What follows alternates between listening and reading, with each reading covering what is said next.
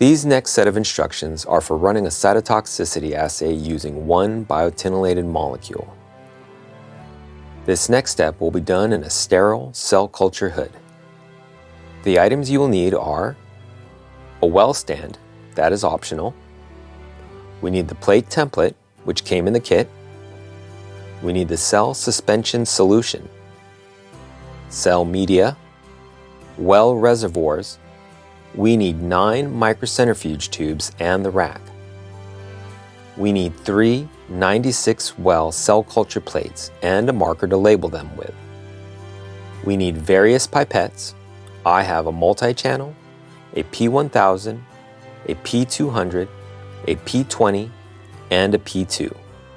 And we'll need the various tips that go along with them. I like to start off with a fresh box. We'll start off with 96 P1000 tips, 96 P200 tips, and 96 P2 tips. We also need a pipette aid and the various pipettes for them.